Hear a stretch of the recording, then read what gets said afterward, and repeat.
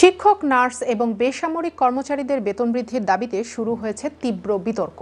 2.8% বেতন বৃদ্ধির প্রস্তাবকে কেন্দ্র করে সরকারি চাকরিজীবীদের মধ্যে অসন্তোষ দেখা দিয়েছে, যা ধর্মঘটের হুমকিতেও রূপ নিয়েছে।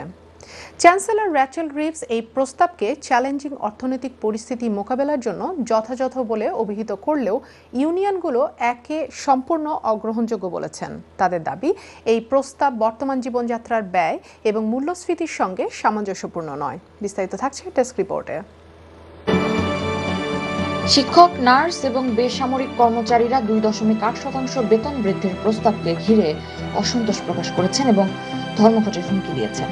মঙ্গলবার রাতে চ্যান্সেলর র্যাচেল রিভস এই পরিকল্পনা ঘোষণা করেন। তিনি দাবি করেন, বর্তমান আর্থিক পরিস্থিতি বিবেচনায় এই প্রস্তাব যথাযথ এবং মূল্যস্ফীতির 0.2% উপরে। তবে উচ্চতর বেতন বৃদ্ধির জন্য ট্যাক্স বৃদ্ধি অপরিহার্য বলে ট্রেজারি সতর্ক করেছেন।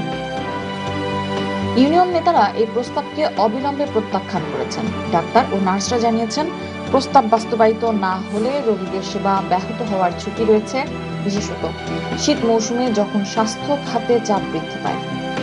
2024-25 অর্থ বছরের জন্য এই 2.8% বৃদ্ধি প্রধানমন্ত্রীর পূর্বে ঘোষণা করা শিক্ষকদের 5.5% এবং বেসরকারি খাতে প্রত্যাশিত 4% বেতনের তুলনায় অনেক কম। এর ফলে শিক্ষক এবং নার্সরা তাদের বেতন পুনর্বিবেচনার দাবি জানিয়েছেন। ব্রিটিশ মেডিকেল অ্যাসোসিয়েশন এবং রয়্যাল কলেজ অফ নার্সিং আহ্বান জানিয়েছে। তারা হুঁশিয়ারি দিয়েছে, প্রস্তাবিত বেতন বৃদ্ধি নিয়ে দ্রুত সমাধান না হলে আরও ধর্মঘটের আশঙ্কা রয়েছে।